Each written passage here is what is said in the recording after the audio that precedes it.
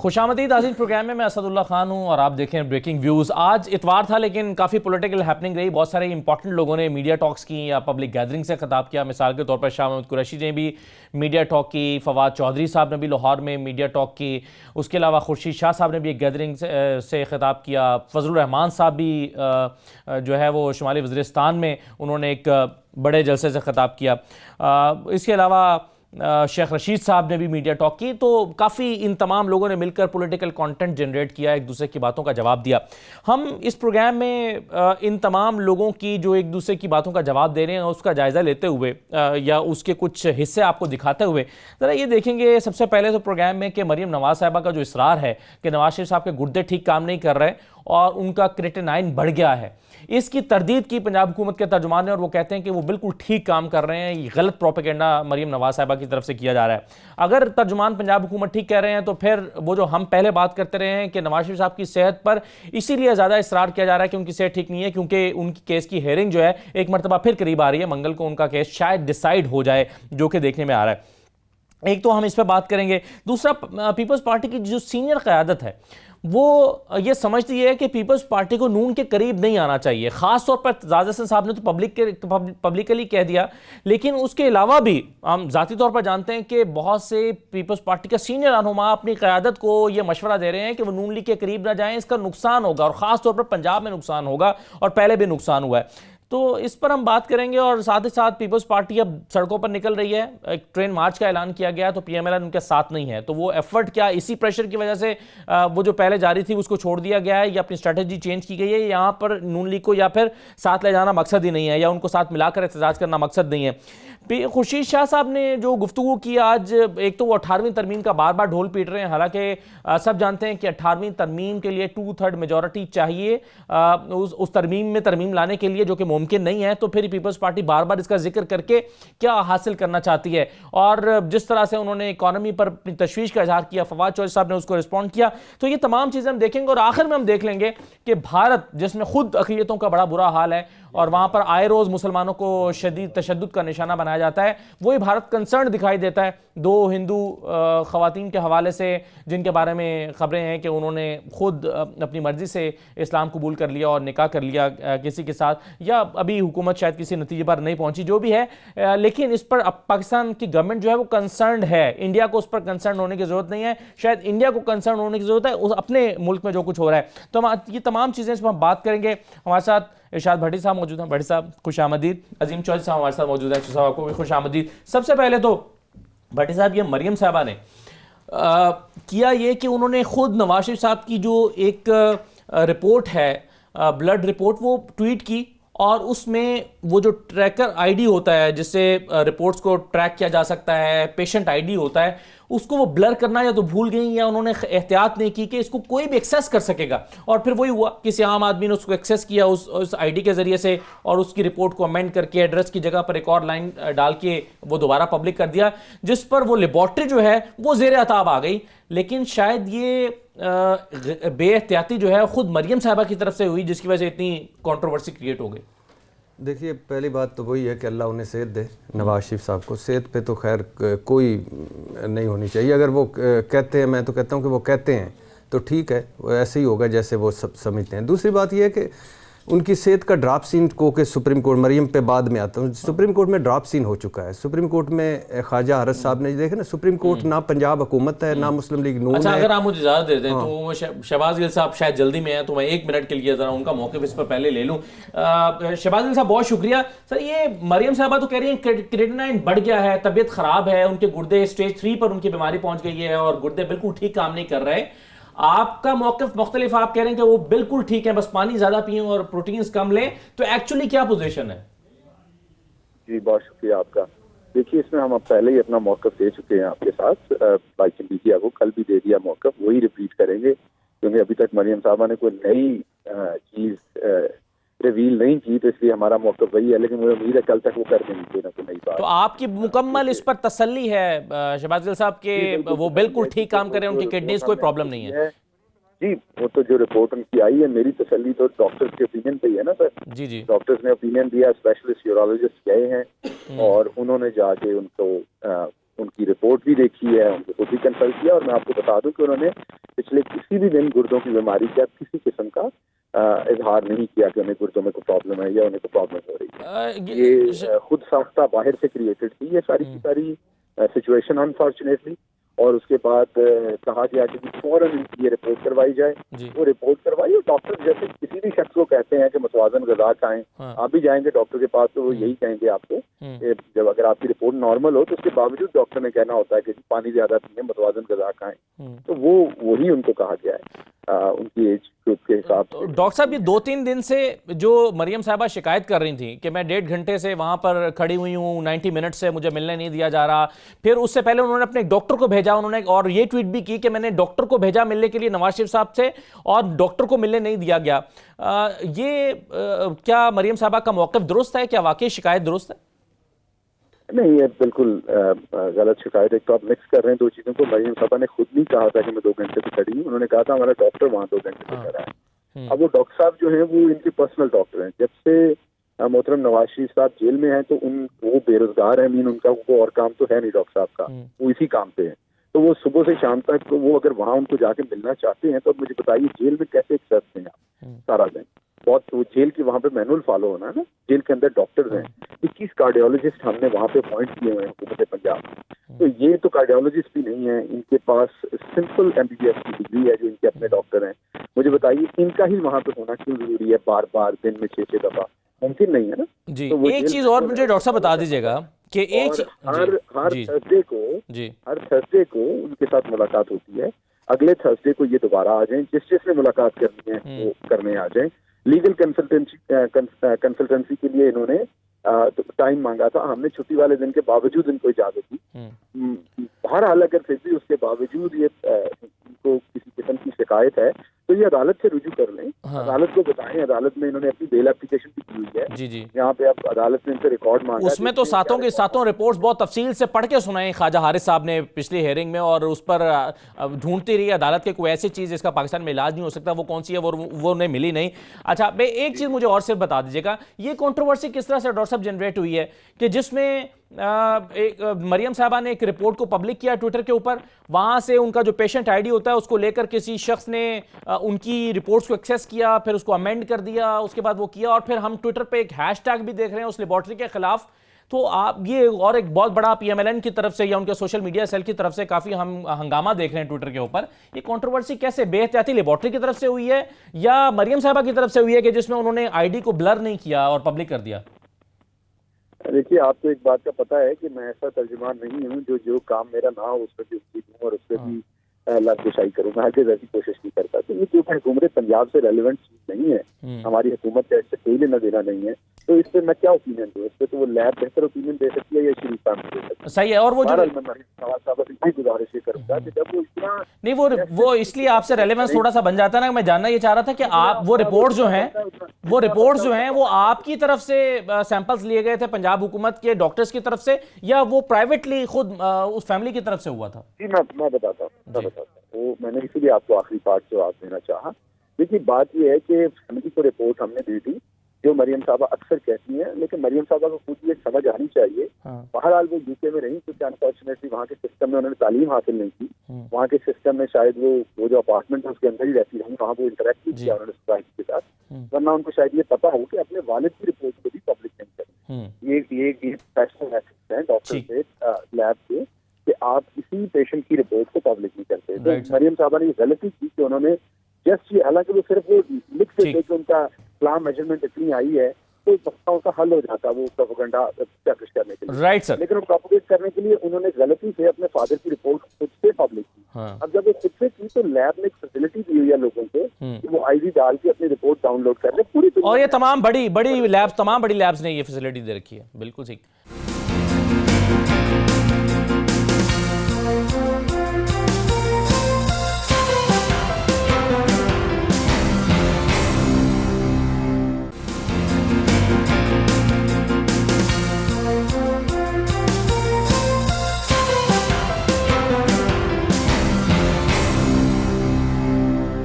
Right sir, बिल्कुल ठीक है। आप मुझे भट्टी साहब, आप जो पहले बात कर रहे थे कि अदालत की वो सातों की सातों रिपोर्ट्स को बहुत तफसील से पढ़ के सुनाया था ख्वाजा हारिस साहब ने, और बड़ी पेशेंस के साथ 1 घंटे तक वो 3 रुकनी बेंच ने वो सुनी थी।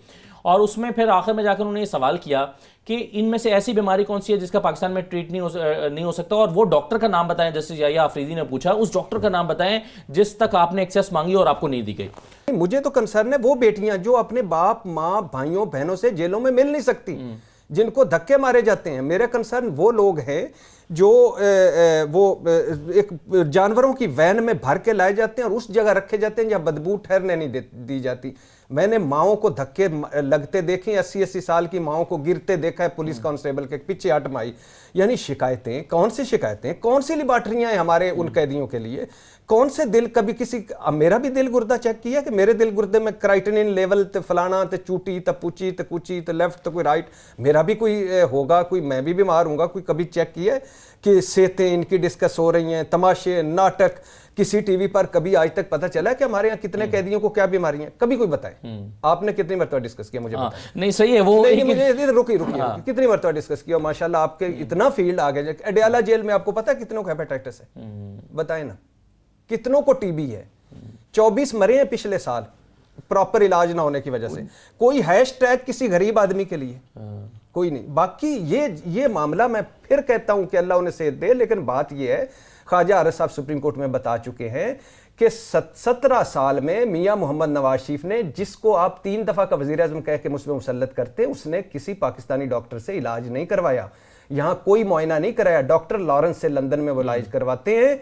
उन्होंने कहा कि जैसे याया आफरीदी साहब ने पूछा आपने इनको मेडिकल रिकॉर्ड क्यों नहीं दिया, उन्होंने कहा कि नहीं दिया। उन्होंने पूछा कि आपने किसी हॉस्पिटल किसी डॉक्टर का नाम लिया हो और इन्होंने इनकार कर दिया हो, उन्होंने कहा हमारे पास चॉइस ही नहीं है, हमने वहां जाना है, हमने वहां इलाज कराना। पार्टी विद इन पार्टी बना दी, खानदान विद इन खानदान बना दिया, भाइयों से ताल्लुकात खराब हो गए। चौधरी निसार की पार्टी से निकलने की मेन वजह यह है। शायद खान अब्बासी कहना पड़ा कि मैं इनके अंडर काम करने को तैयार हूं। सीनियर लीडरशिप 1 साल पे होगी। मीडिया सेल बना दिया, किरदार कुशी मीडिया में, डॉन लीक्स मामले को बिगाड़ने में इनका किरदार, वोट को इज्जत दो, बगावती मजामती सब ड्रामे इनके, मजलूमियत, सियासतें, झूठ सब इन्हीं के। ये सब क्यों?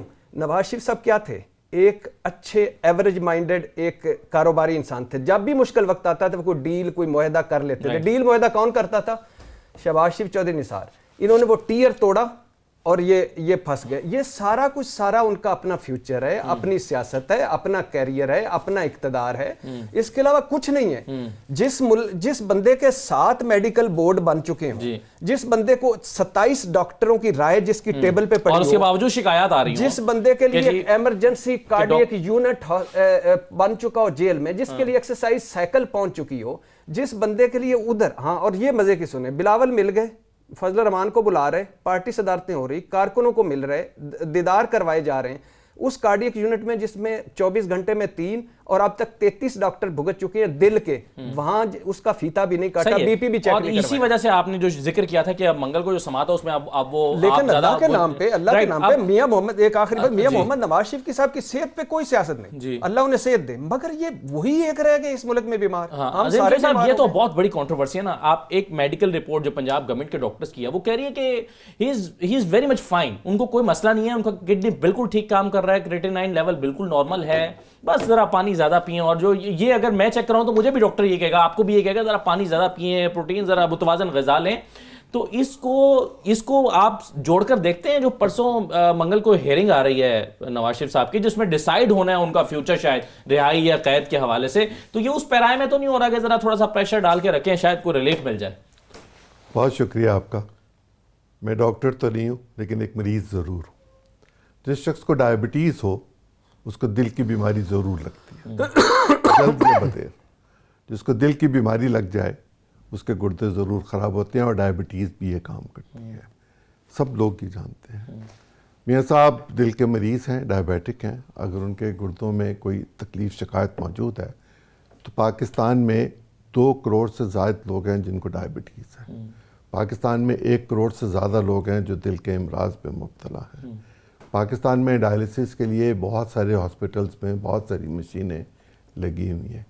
गुजारिश ये है कि अगर आप पाकिस्तान के किसी डॉक्टर को दिखाना ही नहीं चाहते और कानून आपको इस बात की इजाज़त ही नहीं देता कि आप बाहर जा सकें, आपका नाम ECL पे है, तो बहस करने की ज़रूरत क्या है? इस पर लॉजिक तलाल चौधरी साहब ने ये दिया, उन्होंने कहा कि पाकिस्तान में लोग अपनी गाड़ी का मैकेनिक नहीं बदलते तो नवाज शरीफ साहब क्यों डॉक्टर बदले? ये कितनी अच्छी बात है, बस बयानियां बदल, बस मेहरबानी कर। मैं आपसे गुजारिश कितनी अच्छी करूं, बात की उन्होंने, सच्ची सूरत बात। यह है कि वो ममालिक जिनमें मीडिया की उम्र 25 साल तक है, यानी इलेक्ट्रॉनिक मीडिया की, उन ममालिक की आप हिस्ट्री देख लीजिए, वहाँ की लीडरशिप को देख लीजिए। जब कभी लीडरशिप पर मुकदमा आता है तो वो इलेक्ट्रॉनिक मीडिया का सबसे ज़्यादा इस्तेमाल करते हैं, और अब सोशल मीडिया का भी बहुत ज़्यादा इस्तेमाल हो गया हुआ है। पाकिस्तान में खुद दोनों तीनों पार्टी सोशल मीडिया को बहुत ज़्यादा इस्तेमाल कर रही हैं। होता क्या है और हुआ क्यों है? ये मशवरा दिया गया था जब पनामा केस चल रहा था कि हम अदालत में मुकदमा तो लड़ने जा रहे हैं, वहाँ इम्कान नहीं है कि हम जीत सकें, लेकिन आप बाहर प्रेशर जो है उसको माउंट कीजिए। वो प्रेशर माउंट करने वाले जो लोग थे, उनके साथ जो जो बीती है मुझे कहने की जरूरत नहीं है, वो खुद ये जानते हैं कि उनके साथ क्या क्या बीती है। और उसके बाद फिर ये हुआ है चौधरी साहब कि नवाज शरीफ साहब ये शिकवा कर रहे हैं अंदर बैठ के कि जब मैं वज़ीर आज़म था तो तुम सब लोग एंजॉय करते थे, आज मैं जेल में हूं तो तुम सब लोग खामोश बैठे हो, मेरे साथ खड़े नहीं हो रहे। ये जवेद लतीफ को उन्होंने कहा था, जवेद लतीफ ने ये बात पार्लियामेंट मीटिंग में बताई थी। अच्छा, मैं सर अगर आप इजाजत दें तो ब्रेक ले लूं जरा, ब्रेक के बाद फिर आप इसको कंटिन्यू कर लीजिएगा। कुछ मैं आपको सुनवाता हूं कि आज जो मैं शुरू में जिक्र कर रहा था कि बड़ी हैपनिंग्स रही हैं, मीडिया टॉक्स हुई हैं, पब्लिक गैदरिंग से मुख्तलिफ पॉलिटिशियन ने खिताब किया, क्या कह रहे हैं एक दूसरे की बातों का, कैसे जवाब दे रहे हैं, जरा उसको भी शामिल करते हैं। एक ब्रेक लेकर वापस आते हैं, हमारे साथ रहिए।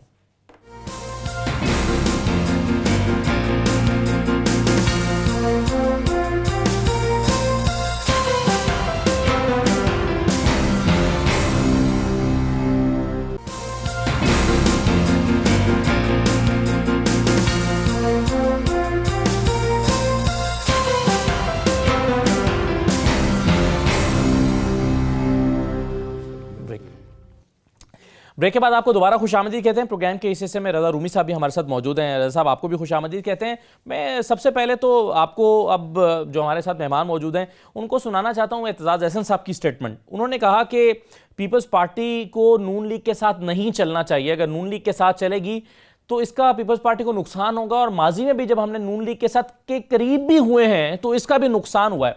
और सिर्फ ये एतजाज़ अहसन साहब ही नहीं बल्कि पीपल्स पार्टी की दीगर लीडरशिप के माइंड में भी यही है कि नून लीग के करीब नहीं जाना चाहिए। इसी वजह से एक रिलेक्टेंस हमें लीडरशिप में नज़र आती है कि एक तरफ उन्हें लगता है कि मुश्किल वक्त है, नून लीग को साथ मिलाकर हुकूमत के खिलाफ जद्दोजहद करनी चाहिए, लेकिन दूसरे ही लम्हे में हम देखते हैं कि पीपल्स पार्टी बैकफुट पर खड़ी हुई नजर आती है, या शायद PMLN जो है वो उन्हें पॉजिटिव रिस्पांस नहीं दे रही। बहरहाल क्या कह रहे हैं एतजाज़ साहब, सुनिए, फिर मैं सवाल रखता हूं मेहमानों को। पीपल्स पार्टी पाकिस्तान मुस्लिम लीग के साथ चलने से नुकसान उठाएगी। हमें पहले भी पंजाब में नुकसान हुआ है।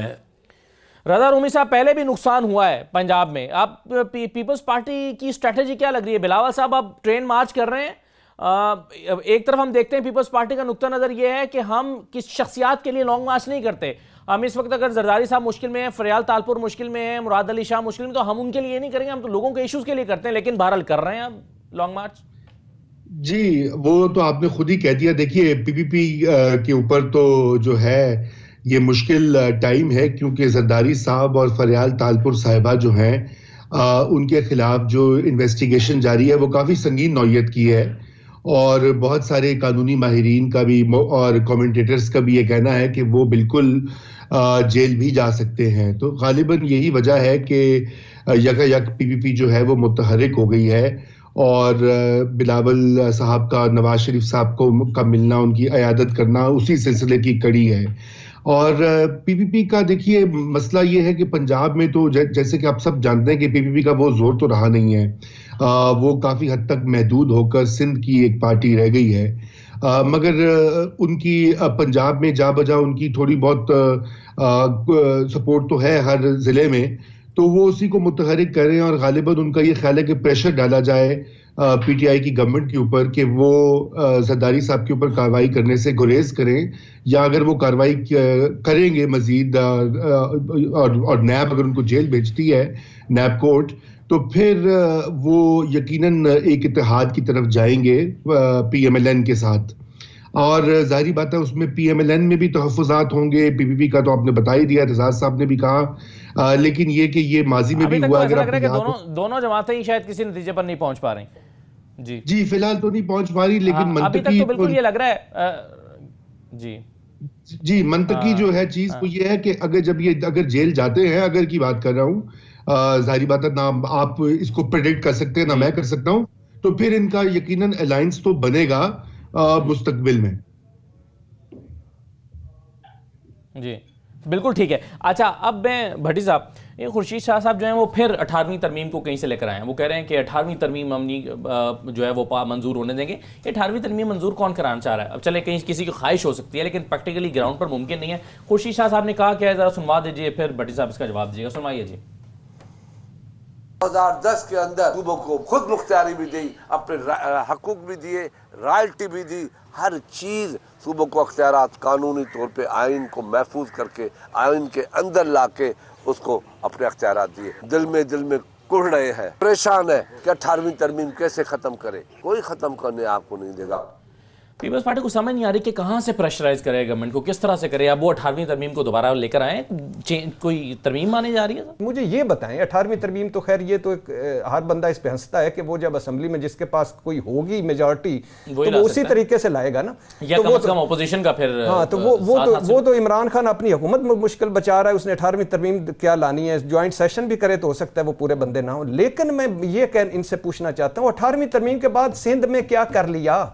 क्या कर लिया? आपको सारे इख्तियारात जब इख्तियारात आपके पास ज्यादा आते हैं तो आपके पास मौके ज्यादा बढ़ जाते हैं कि आप ज्यादा माल समेट सकते हैं। मुझे नहीं पता उन्होंने किया ये करप्शन किया या नहीं की, लेकिन अगर कोई करना चाहे तो 18वीं तरमीम के बाद अपॉर्चुनिटीज बढ़ जाएंगी उसके पास। 18वीं तरमीम के बाद बलूचिस्तान में क्या हुआ, केपीके में क्या हुआ, सिंध में क्या हुआ, पंजाब में क्या हुआ? क्योंकि आप तैयार नहीं थे भाई। आपने सारा कुछ दे दिया, उसके बाद तैयार नहीं थे। आपके पास आज कब्रिस्तान लाड़काना गटर बन गया है, कराची कूड़ा कूड़ा हो गया, थर में मौतें बंट रही हैं, सखर आप इनका देख लें, इनके शहरों के नाम रह गए हैं। इनके कभी अब ना जरदारी से बिलावल साहब, बिलावल से फरियाल तर पे कोई अपने अस्पताल में लेटना नहीं चाहता, कोई अपने नलके का पानी नहीं पीना चाहता। ये क्या करना? अभी उसी सिंध में फिर वो ट्रेन मार्च कर रहे हैं ना अजीम चोई साहब। अब ये सिर्फ 18वीं तरमीम की फिक्र नहीं है खुर्शीद शाह साहब को। खुर्शीद शाह साहब को जो फिक्र है वो इकोनॉमी की भी है, पाकिस्तान की इकोनॉमी की, और उसको फवाद चोई साहब रिस्पॉन्ड कर रहे हैं कि बड़े कि ये तो बड़ी मजाक है, खस बात है। तो खुर्शीद शाह साहब का जरा सुनवा दीजिएगा जी। वो मुल्क कर्जों में फंस गया है। खुर्शीद शाह साहब ने जो कहा कि मुल्क कर्जों में फंस गया है और बड़ी इकोनॉमी की बुरी सूरत हाल है, खुर्शीद शाह साहब की जरा फिक्र अंगेज गुफ्तगू जरा सुनवाइएगा।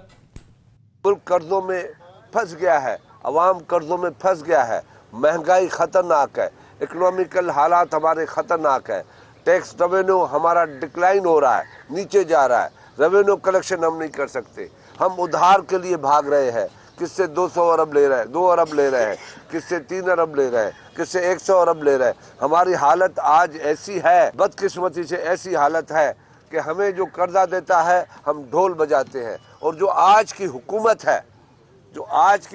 है उसने तो कौम से ये वायदा किया था कि मैं अपने आप को सूली पे लटका दूंगा, मैं कशकोल नहीं फैलाऊंगा, कर्जा नहीं।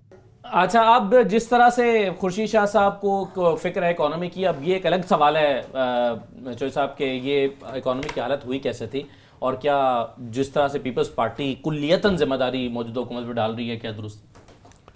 अल्लाह आपका भला करे। ये एक सूबा होता था हमारा, सूबा सरहद, और दूसरा सूबा भी मौजूद है अपने ही नाम से, बलूचिस्तान। इनकी पहली हुकूमत जो थी भट्टो साहब के बरसर इक़्तिदार आने के बाद, वो भट्टो साहब के अपने हाथों से उसका कत्लेआम हुआ था, जिसके नतीजे में मुफ्ती महमूद साहब जो फजल रहमान साहब के वालिद थे उन्होंने इस्तीफ़ा दे दिया था, और इन 2 जगहों पर गवर्नर राज लगा और फिर अक़लियती चीफ मिनिस्टर्स आ गए पीपल्स पार्टी के।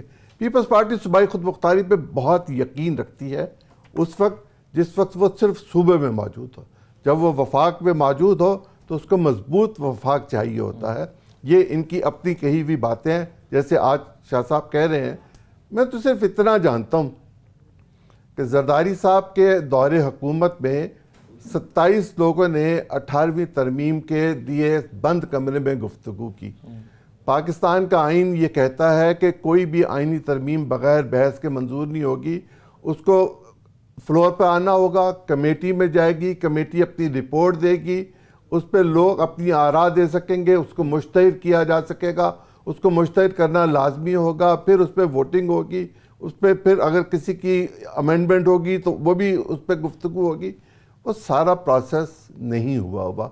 अगर ये कह दिया जाए किसी स्टेज पर कि 18वीं तरमीम थी ही गैर आईनी, तो फिर क्या होगा? देखते हैं ये कब होगा, ऐसा होगा या नहीं होगा। मेरा ख्याल है ऐसा ये करवा के छोड़ेंगे। दूसरी बात जो मैं आपसे कहना चाहता हूँ, लेकिन उसके लिए वो फिर वही मेजोरिटी चाहिए होगी जो मेजोरिटी का मामला नहीं होगा।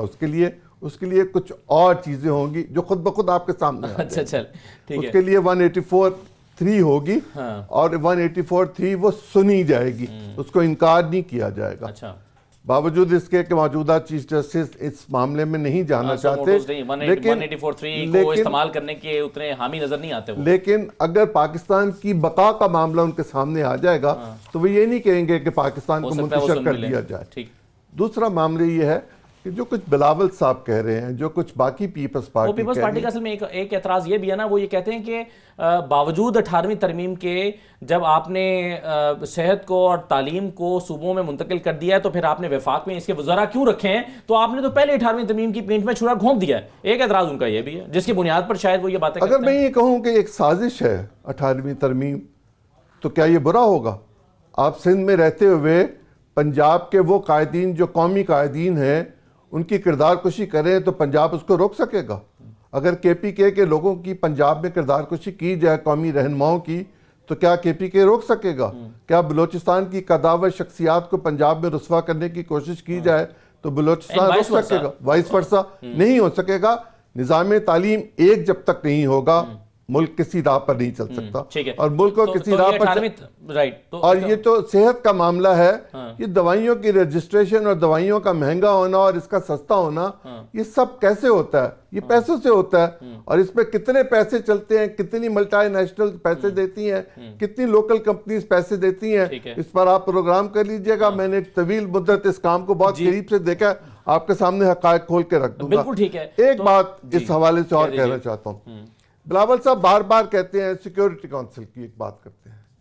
ठीक है, आप बना लें, आप कहते हैं कि होनी चाहिए, तो क्यों ना वो नेशनल सिक्योरिटी काउंसिल जिसका बहुत देर तक चर्चा रहा इस मुल्क में, बनी भी, टूटी भी, कॉन्स्टिट्यूशन में भी आई, निकाल भी दी गई, 18वीं तरमीम पे भी निकाला, तो अगर सिक्योरिटी काउंसिल आपको बनानी है तो वहाँ बनाइए। अगर आपको नेशनल ये जो एक्शन प्रोग्राम है इसके हवाले से कोई तहफ़्फ़ुज़ात हैं तो वहां लेके जाइए। उनके सामने तो आपसे बोला नहीं जाता। ठीक है। और आप बात करते हैं जब खड़े होकर किसी भी जगह पर, तो आप पिंडी को तशबीहन कहते हैं, पिंडी की बात करते हैं, आप सीधा नाम भी नहीं करते हैं। बिल्कुल सही, ठीक है। अच्छा, अब एक चीज में रूमी साहब की तरफ आते हुए ब्रेक पर जरा चला जाऊं। पहले एक और बिलावल के बारे में ये कहा जा रहा है कि बिलावल एक ऐसे वक्त में उनको सियासत में आना पड़ा है कि जब उनको अपने वालिद साहब को डिफेंड करना पड़ रहा है या ओमनी ग्रुप को डिफेंड करना पड़ रहा है, तो इस तरह से उनकी अपनी सियासत दांव पे लग गई है और सियासी करियर दांव पे लग गया है। यहां पर वो अगर करप्शन के खिलाफ खड़े होते हैं या इशूज के लिए खड़े होते हैं या आवाम के लिए खड़े होते हैं तो उनकी सियासत को एक महमेज मिलती, जो कि अनफॉर्चुनेटली उनके साथ नहीं हुआ। और यूं जो शेख रशीद साहब हैं वो ये कहते हैं कि वो अपनी सियासी चिता को आग लगा रहे हैं। बिलावल साहब एक मुश्किल में फंस गए हैं, अपना करियर उन्होंने दांव पे लगा रखा है। ये क्या मामला है? क्या ये तासुर बिलावल की सियासत के बारे में दुरुस्त है? एक मुख्तसर ब्रेक ले रहे हैं, इस पर भट्टी साहब भी ख्यालात का इजहार कीजिएगा। और मैं फवाद चौधरी साहब ने इन सारी शख्सियात को जिनके मैंने अभी तक आपको बयान सुनवाए हैं, इन तीनों को रिस्पॉन्ड किया है, कैसे रिस्पॉन्ड किया है, एक मुख्तसर ब्रेक लेते हैं, वो भी आपको सुनवाते हैं। हमारे साथ रहिए।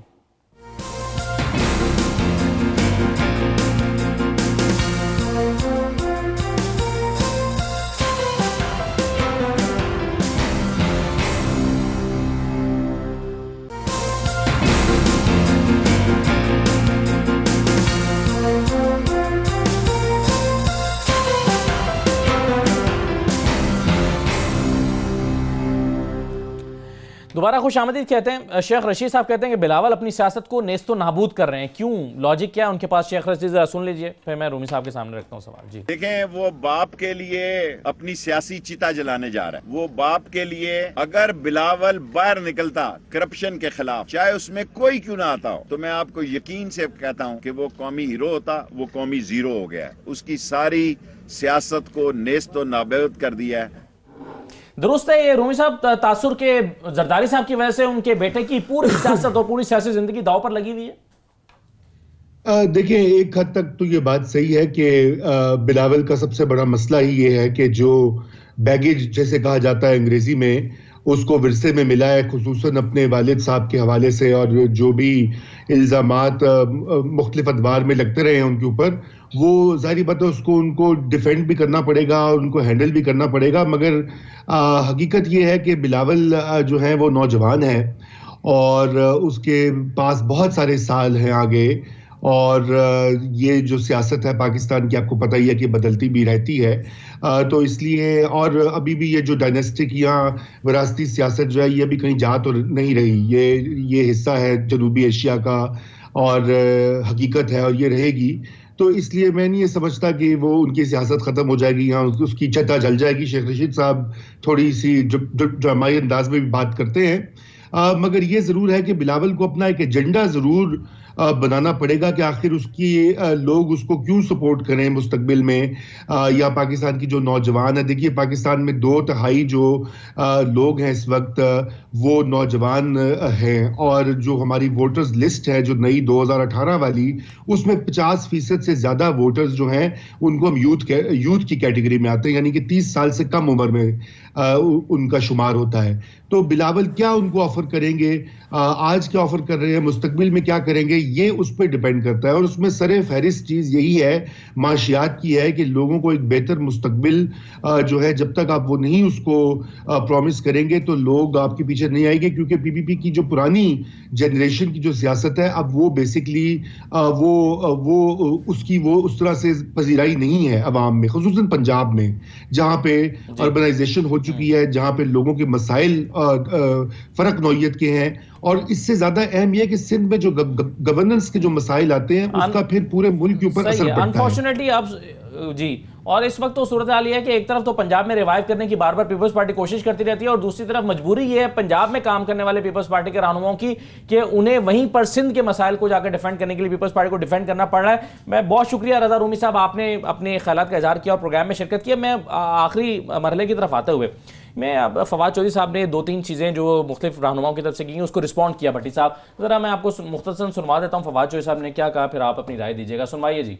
बिलावल साहब ट्रेन मार्च कर रहे हैं। मेरा मशवरा तो ये है कि बिलावल साहब को आजकल तो जो हिंदुस्तान का जो मामला है उसके ऊपर ट्रेन मार्च करना चाहिए। अभी आप जो है वो अब्बू बचाओ मूवमेंट चला रहे हैं, फिर आपको अब्बू निकालो मूवमेंट चलानी पड़ेगी, तो इसलिए एक ही वक्त में चला लें, वक्त बच जाएगा। फजलुर रहमान साहब तो खैर 1988 के बाद पहली बार पाकिस्तान की असम्बली से बाहर हुए, उनका दुख तो बाकी सबसे ज्यादा है। उनको अगर आप एक दफा हाथ मिलाएं और आंखों में उनके आंसू होते हैं और लगता है कि इस्लामाबाद से दूरी बर्दाश्त नहीं हो रही है। फजलुर रहमान और खुर्शीद शाह भी आज पाकिस्तान की इकॉनमी के दुख में अगर हलकान है तो आप अंदाजा लगा लीजिए कि कितनी गैर संजीदा बात। कह रहे हैं कर्जे बड़े ले लिए। जी बड़े साहब 3 चीज़ें वो कह रहे हैं।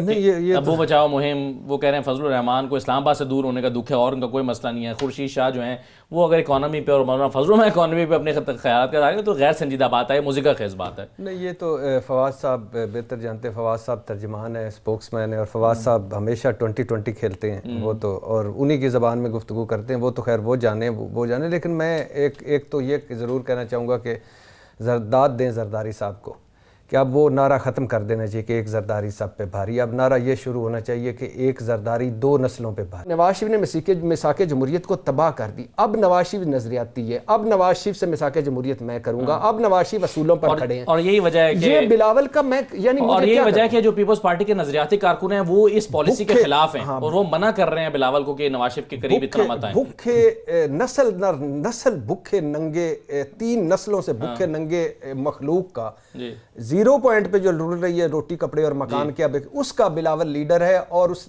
टोटल मायूसी। राइट सर 30 सेकंड्स में अगर आप कुछ कहना चाहें। मसावात एक ट्रस्ट था और वह ज़ाती मलकियत है। पीपल्स पार्टी मुआशी प्रोग्राम पर बरसर इक़्तिदार आई थी और मईशत को पीपल्स पार्टी ने तबाह किया। जो कसर बाकी थी वह जरदारी साहब ने पूरी कर दी।